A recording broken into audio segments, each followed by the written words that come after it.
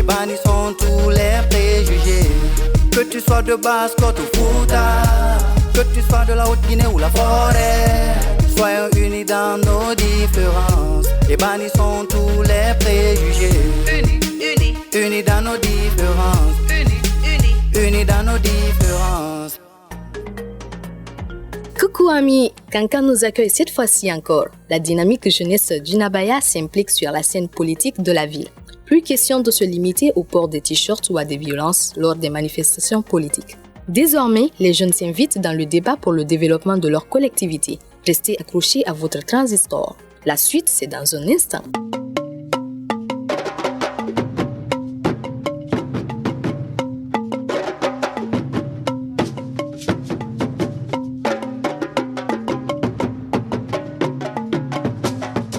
Fini la période pendant laquelle les jeunes étaient juste considérés comme du bétail électoral.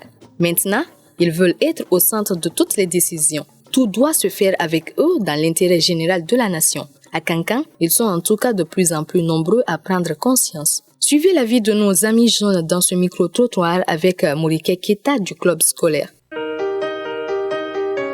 Presque c'est les vieux qui sont intéressés à la politique, alors on utilise la jeunesse. Bon, je vois quand même l'importance de l'intégration de la jeunesse en politique. Vraiment, ça va aider le pays à sortir de cette misère que nous connaissons actuellement.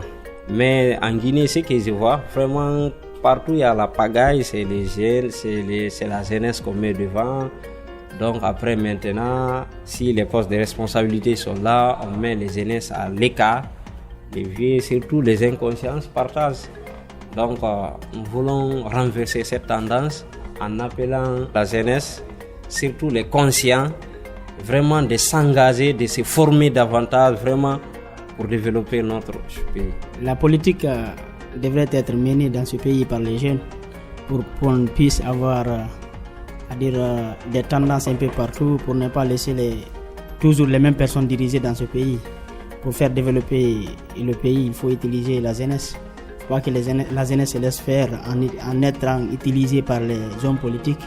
Au lieu d'être utilisée par les hommes politiques, il faut utiliser la politique pour développer le pays. Surtout, il faut renouveler la classe politique guinéenne, mais aussi la jeunesse doit être activement engagée dans la politique pour pouvoir lutter contre toutes les malversations qui se passent actuellement dans le pays. Pour éviter tout cela, donc, il faut que la jeunesse s'engage. L'implication des jeunes dans la politique de nos jours est une chose à saluer. Pour ce faire, il faut donc passer par des sensibilisations, passer par des coopérations afin de mobiliser, n'est-ce pas, les jeunes afin de participer au groupement de la politique, s'il faut dire comme ça. Une fois qu'il y a une grève, de nos jours, c'est les jeunes, n'est-ce pas, qui sont sur les rues pour faire des manifestations. Et aujourd'hui, si nous parlons de la politique, moi je pense que c'est une bonne chose de passer par les sensibilisations ou par des organisations afin de les convaincre pour participer à un parti politique. Donc, tout le monde connaît la nette do. Pour y aller connaître parce que les gens sont sensibilisés qu'il y a de politique do. What type de manifestation de la donc manifestation baga kota mo voile que la quoi. On voit que c'est que même photo là c'est que c'est politique long quoi. Nous petra dans la rue il y a la manifestation ay sensibiliser ay ma politique recordo faut que enfin anya bo stratégie les ka mo sensibiliser ay de politique do quoi on ne kon tay le ko trop la fait parce que à dire moi ni moi conseiller da kala de politique do à dire moi éviter la ka manifestation ba mo city bo ko kala dia ha ay do fo quoi banalement les Guinéens won tanan campagne bomborbe won tanan vote mo bomborbe surtout jeune nan vote mai borbe parce que on a to on babe nana asalina hambara nyetongo solo masakan soto hanamara nyetongo senni amuno ma hafla na ngasiga vote de mais jeune temps hasali sente ane ba fangira ino masiga de vote fangira na vu o muno ma ne considérer segatala jeune ne nan noma bawura siga de yarmo donc e do ma ne so de ya findi e ya iblaga so boro ide khay tulmati bo bori ra ne dangi makina ga ne ga bo siga yari makina. Malgré quelques conflits générationnels, les jeunes arrivent à tirer leur épingle du jeu. Leur engagement commence même à porter ses fruits. Mais pour garder le cap, Buntura Bissouma et Yaya Kamara, étudiants à l'université de Kankan, encouragent leurs camarades à mieux se former. Suivez le débat. Aujourd'hui, quel est le degré d'implication des jeunes à Kankan dans la sphère politique? Les jeunes vraiment commencent à s'impliquer dans la politique à Kankan, et puis dans le bon sens, je dis. Parce qu'auparavant, on ne constatait pas ça. À Kankan, vraiment, les gens s'intéressaient à la politique, mais pas de la manière là. Présentement, à Kankan, il y a vraiment des jeunes actifs à Kankan qui savent vraiment de quoi il s'agit de la politique.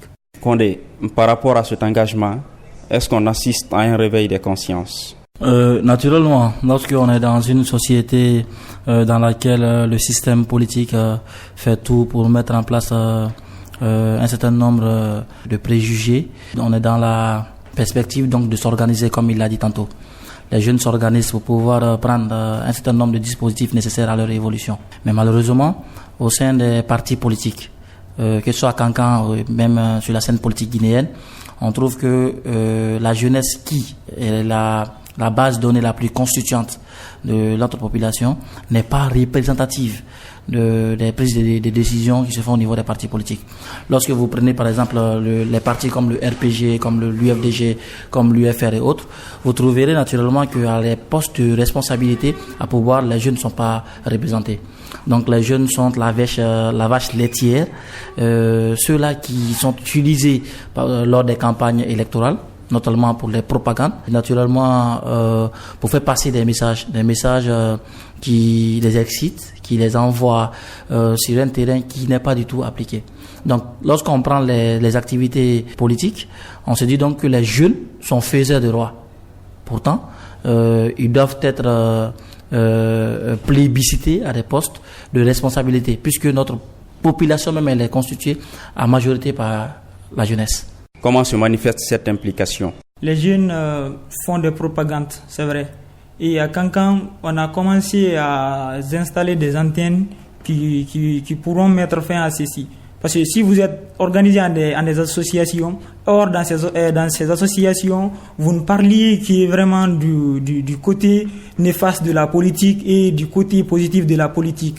Alors là, quand vous enseignez à ces jeunes vraiment, et au fait vraiment de rester bras courageux à la maison, vous avez terminé vos études, vous êtes étudiant même, si vous êtes étudiant ou vous avez terminé, venez, on va s'organiser en des associations, on s'explique entre nous vraiment de quoi il s'agit la politique. Là, quand on parle ça dans les associations, cela va vraiment anéantir. Cela a commencé même à anéantir les propagandes dans la ville. Maintenant, là, si vous venez à Kankan, vous venez trouver des jeunes, et ils vont forcément vous proposer vraiment des projets qu'ils vont vous suivre. Ils vont d'abord constater, ils vont d'abord essayer d'évaluer votre projet de société. Si ça leur intéresse, vraiment, ils vont vous suivre. Et au cas contraire, ils te diront, bon, nous ne sommes pas prêts, on est des jeunes vraiment qui sont engagés. On ne veut plus maintenant faire des propagandes pour n'importe qui est dans la politique guinéenne. Parce qu'on en a assez vu.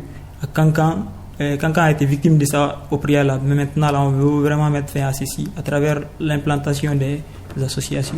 Donc, selon vous, c'est à travers les groupements que les jeunes s'engagent en politique? Kankan, c'est une ville vraiment qui est en majorité accentuée sur le commerce. Alors là, la politique n'intéressait pas la population kankanaise tellement.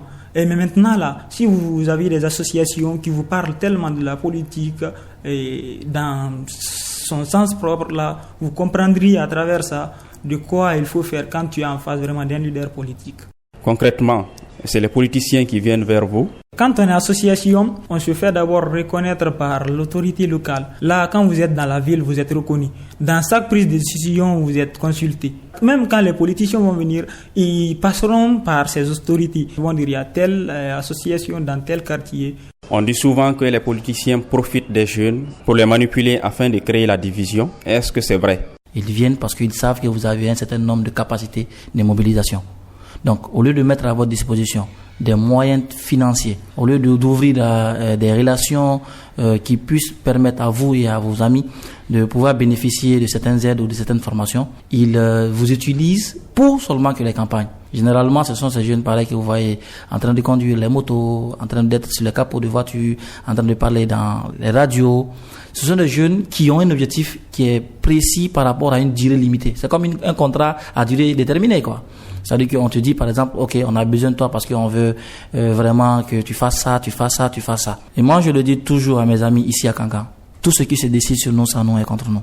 Lorsqu'on n'est pas dans le maillon essentiel de prise de décision d'un parti politique, d'une formation politique, on est utilisé. On est utilisé par rapport à la capacité de mobilisation qu'on peut faire ou par notre capacité intellectuelle. Mais par après, il y a beaucoup de jeunes qui sont dessus. Lors des campagnes électorales de 2010, de 2015, de 2013, il y a beaucoup de jeunes à Kankan qui se sont battus corps et âme, qui aujourd'hui n'ont eu ni promotion, qui n'ont eu ni formation à par après.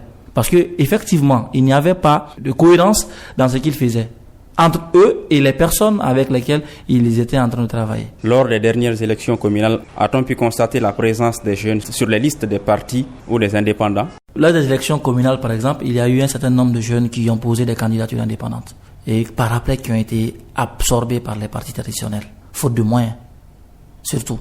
Parce que lorsqu'on n'a pas les moyens de sa politique, il faudrait faire des considérations prudentes. Les jeunes, pour la quasi-totalité, ne travaillent pas. Donc lorsque vous avez des belles idées, vous avez un certain nombre d'aura à pouvoir mobiliser les gens. Mais par après, les gens vont se poser la question, qu'est-ce qu'on va avoir? Et en répondant à cette question, généralement, les leaders jeunes qui émergent vont vers les partis politiques. Donc les candidatures indépendantes des jeunes, sinon il y a eu des candidatures indépendantes. Mais par après, il y a eu des fusions avec les partis politiques. Donc ça veut dire que l'indépendance de la jeunesse au niveau politique dépendra de sa capacité à pouvoir subvenir à ses propres besoins. On dit que le maire de Kankan est lui-même jeune. Vous confirmez? Oui, le maire de Kankan exactement, c'est un jeune. C'est un professeur de l'université à laquelle moi-même j'ai étudié. Il est professeur d'économie en sciences, au département de sciences économiques, Colofon. C'est un jeune, exactement. Comment convaincre les jeunes à voter pour les programmes de société et non pour l'ethnie ou la région? Bon, ici à Kankan, par exemple, grâce notamment au patriarche qu'il faut saluer, on a su surpasser certains clivages sociaux. Sinon, c'est vrai, il y a cette instrumentalisation de certains jeunes pour pouvoir servir à des causes politiques. Bon, même pas politiques, mais politiciennes. Donc, grâce à l'appel à la retenue des doyens et à cette jeunesse-là qui veut aller vers devant, vers l'avenir, vers le futur, moi, avec le mouvement pour la préservation des jeunes, pour la préservation des acquis de la République, nous faisons des séminaires, nous organisons des campagnes de sensibilisation pour pouvoir parler de paix, d'unité et de concorde, surtout au niveau de la jeunesse. Puisque je le dis tantôt, la jeunesse, c'est ce qui n'a pas de meilleur. Il faudrait que nous soyons soudés, que nous soyons unis et que nous soyons surtout objectivistes. Donc, nous essayons donc à travers ces formations, ces séminaires, ces campagnes de sensibilisation, d'appeler à la jeunesse à plus de responsabilité. Parce qu'il ne faudrait pas tomber dans la supercherie, dans l'invective, dans la surenchère verbale et surtout dans l'instrumentalisation. Parce que les politiques ne servent que leurs intérêts. C'est la vérité. Comment faire pour que les jeunes ne tombent pas dans ce piège? Il va falloir faire vraiment des formations allant dans ce sens-là, des formations préalables, comme il a si bien dit. Et présentement, et ça commence à aller. Kankan aujourd'hui peut dire alhamdoulilah, la jeunesse commence à vraiment comprendre la politique dans son sens réel. Avez-vous quelque chose à ajouter? Lorsque on est en face d'une population en majorité analphabète, elle est manipulable. Donc il va falloir que les jeunes acceptent de se former, surtout l'école. L'école n'est pas la vie, mais elle aide à préparer la vie. Donc plus on est formé, plus on est outillé à résister aux tentations liées à l'ethnie, à l'ethnisation du débat, à la politique politicienne et tant d'autres. Donc c'est ce que moi j'aimerais dire aux jeunes. Et surtout que nous pensions en tant que jeunes que nous n'avions pas de prix, que nous valons grandes choses et que l'avenir de ce pays-là repose essentiellement sur nous. Nos dévanciers ont eu la capacité à nous léguer une nation. Qu'est-ce que nous allons léguer aux générations futures? Donc c'est une responsabilité qui nous incombe. Donc chaque jeune, dans chacune de ses actions, dans chacun de ses actes, doit se remettre en cause et se dire que tout ce que nous sommes en train de faire, nous devons le faire dans l'édification d'une nation véritable, d'un état de droit. Donc moi j'appelle les jeunes à refuser la manipulation, à refuser l'instrumentalisation et à refuser de tomber dans l'ethnisation du débat. Doumbouya, un conseil aux jeunes lorsqu'il y a élection.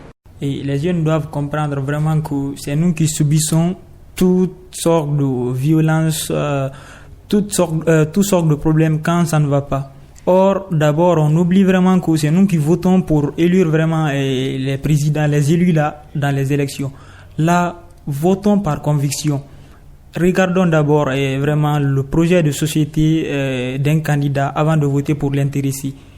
n'acceptons pas vraiment de voter pour quelqu'un parce qu'on est de même ethnie. Les ethnies en Guinée sont faites vraiment pour la recherche, vraiment, mais au-delà de ça, ayons vraiment la capacité de voter pour des candidats à travers leurs convictions. C'est extrêmement important. Ça va nous vraiment aider dans les temps futurs. Et au-delà de ça, ce que je vais essayer encore d'ajouter, c'est de dire vraiment à la notabilité de Kankan. Et parfois, quand les jeunes vraiment commencent à prendre des décisions qui pourront faire l'affaire de Kankan, les notabilités savent vraiment ce qu'ils doivent faire dans la société. Ils sont là pour nous conseiller quand ça ne va pas. Mais dans la prise de décision, vraiment, qu'ils nous accompagnent aussi.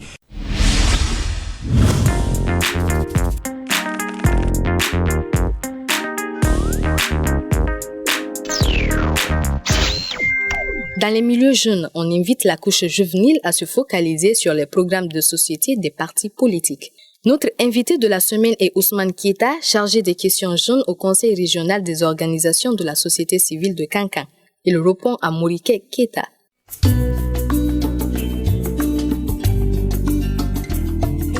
Bonsoir monsieur. Bonsoir. De plus en plus de jeunes s'engagent en politique. Comment expliquer ce regain d'intérêt? Voilà, moi, à mon avis, je vois ce regain d'intérêt sous deux angles. Premièrement, c'est le côté pépinière, c'est-à-dire le côté financier. La plupart des jeunes aujourd'hui voient que quand ils s'engagent dans la politique, c'est pour gagner de l'argent avec les politiciens. Et le deuxième côté, de l'autre côté aussi, il y a certains jeunes aussi qui s'engagent aussi dans la politique pour être aussi un acteur politique de demain plutôt. C'est sous deux angles-là que je vois que les jeunes s'engagent dans la politique. Monsieur Keita, qu'est-ce que les jeunes ont à gagner en militant dans les partis politiques, selon vous? Les jeunes ont beaucoup de choses à gagner en militant dans la politique, mais à condition que ces jeunes-là soient formés et être aussi objectifs. Parce que quand tu milites pour un parti politique, dans le simple but seulement d'avoir de l'argent, c'est un jour, 2 jours. Et un jour, 2 jours, maintenant l'argent là est fini. Mais quand tu as un objectif bien défini et bien visé, je pense bien ce qui va te pousser d'aller de l'avance. Pour réussir en politique, il est aussi important de bien se former. Quel message pouvez-vous adresser aux jeunes, M. Keita? Dans nos plans d'action, il y a une activité qui est consacrée par rapport à ça. C'est-à-dire la formation des jeunes, le renforcement des capacités des jeunes. Pour réussir en politique, il faut se former. Parce que le politicien, il a besoin de toi absolument pour une simple manipulation si tu n'es pas formé. Mais quelqu'un qui est bien formé, qui est bien assis, qui est bien informé, partout où tu vas, les politiciens vont te chercher. Mais si tu n'es pas bien formé, là, on va t'utiliser seulement comme instrument et pour un petit temps seulement. Mais au cas contraire, si tu es bien formé, tu es bien informé, je pense bien que les politiciens auront toujours besoin de toi. Et un jour, tu auras ta place aussi sur l'aspect politique dans notre pays. Il faut se former d'abord. C'est ça la question primordiale. La formation avant tout. Quelqu'un qui est bien formé, et que ce soit maintenant le parti A ou bien le parti B, partout où tu vas, tu peux trouver ta place là-bas. Mais quelqu'un qui n'est pas bien formé, là, toujours on peut te mettre à la porte du jour au lendemain. Nous avons des activités par rapport à ça, le renforcement des capacités pour qu'un jour, ces jeunes-là aussi peuvent avoir des places au sein de l'aspect politique. Est-ce qu'on voit les jeunes engagés dans les activités, dans la politique à Kankan ici? Au jour d'aujourd'hui, je peux dire maintenant, même à 90%, les jeunes sont impliqués aujourd'hui dans la politique à Kankan. Je suis membre de la société civile, mais ce que je constate à travers la ville, ça prouve à suffisance que les jeunes sont aujourd'hui impliqués dans la politique à Kankan, à tous les niveaux. La conviction compte beaucoup en politique. Comment faire pour éviter d'être un politicien sans repère? C'est aux jeunes maintenant de décider. Il y a des politiciens aujourd'hui, tantôt ils sont de la mouvance, tantôt ils sont de l'opposition. La politique ici, souvent, certains définissent la politique comme que c'est une lutte d'intérêt. Partout où ils voient que leur intérêt est menacé, ils peuvent quitter là-bas, aller de l'autre côté. Avec les jeunes, j'ai posé la même question, quoi. Et il y a certains qui m'ont répondu ceci. Lors des élections présidentielles, lorsqu'ils étaient dans le parti Banane, ils n'ont pas été bien traités. L'ambition qui les a poussés à aller vers le parti Banane, ces ambitions-là n'ont pas été, qu'on appelle, respectées par le parti Banane, qui se sont milités maintenant vers l'autre parti. Ils sont partis là-bas pour avoir de l'argent et qui n'ont pas reçu cet argent-là.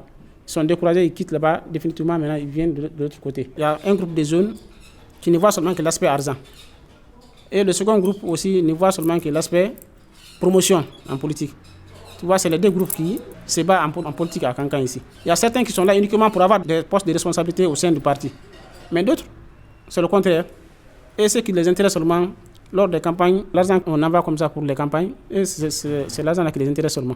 Bon, M. Keita, quel message pourriez-vous adresser à ces jeunes d'aujourd'hui? Voilà. À ce niveau, mon message est très simple. Il faut ici passer à la sensibilisation et à la conscientisation aussi des jeunes. Parce que, n'est-ce pas, sans savoir, au jour d'aujourd'hui, la Guinée appartient à la jeunesse. Alors, il ne faut pas que nous, les jeunes, on s'attelle seulement aux problèmes financiers et laisser l'avenir du pays. Je pense bien le plus important ici, c'est d'aller se former. Quand on est bien formé, et on peut être utile à un parti politique. Mais quand tu es mal formé, et tu n'as pas ta place dans les partis politiques, raison pour laquelle souvent quand ils viennent ici pendant les campagnes, surtout ceux qui n'ont pas de formation là, de formation qualifiée, souvent ce sont ces gens-là qui sont beaucoup manipulés. Mais ceux qui sont bien assis intellectuellement, et ils n'acceptent pas qu'on les manipule, qu'on les instrumentalise par les politiciens. Je pense bien, le primordial ici c'est la formation. Il faut promouvoir la formation au niveau de la couche juvénile, surtout la formation qui est très très importante, qui peut aussi, comment on appelle ça, libérer la jeunesse dans la sphère politique. Avez-vous des conseils à ces leaders politiques par rapport à l'implication des jeunes? C'est de faire tout possible, de respecter ici les textes de loi, souvent qui sont rédigés soit par les ONG. Par exemple, si je prends l'exemple sur le RASGI, par exemple, le RASGI a élaboré ici un code de bonne conduite des politiciens vis-à-vis des jeunes. C'est-à-dire comment ils doivent maintenant, qu'on appelle, exploiter la couche juvénile dans les sphères politiques. Mais je pense bien ici, ce code-là n'est pas respecté par les leaders politiques. Leur objectif, c'est quoi? C'est d'utiliser seulement les jeunes et les instrumentaliser. Sinon, le code-là est très bien clair par rapport ici à la responsabilité des jeunes dans les partis politiques. Mais je pense bien que ce code-là n'est pas respecté par ces politiciens-là. Et le message que j'ai maintenant envers ces politiciens, je veux que maintenant ce code-là soit respecté. C'est-à-dire qu'il ne faut pas utiliser seulement les jeunes comme des instruments, mais il faut les responsabiliser aussi dans les partis politiques. C'est-à-dire en les donnant des postes et aussi en les invitant dans la prise de décision au sein de leur parti politique. Merci M. Ousmane Keita. Je rappelle encore que vous êtes chargé des questions jeunes au Conseil régional des organisations de la société civile de Kankan. Au revoir et merci. Nous arrivons au thème de ce magazine Unis dans nos différences, consacré à l'engagement des jeunes de Kankan en politique. Avant de nous quitter, dites-nous quel est le degré d'implication des jeunes de chez vous dans la sphère politique. À bientôt pour un autre numéro. Vous voulez réagir à cette émission? Envoyez-nous un SMS au 622 31 39 81.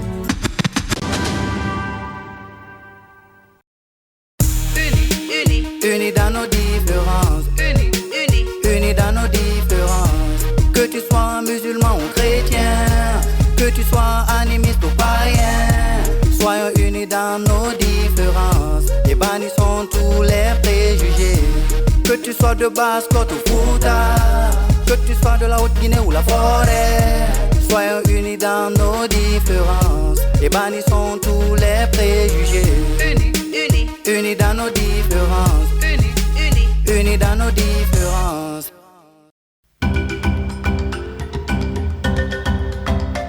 Cette émission a été produite par Search for Common Ground avec un soutien financier de l'Union européenne. Son contenu relève de la seule responsabilité de SFCG et ne reflète nécessairement pas les opinions de l'Union européenne.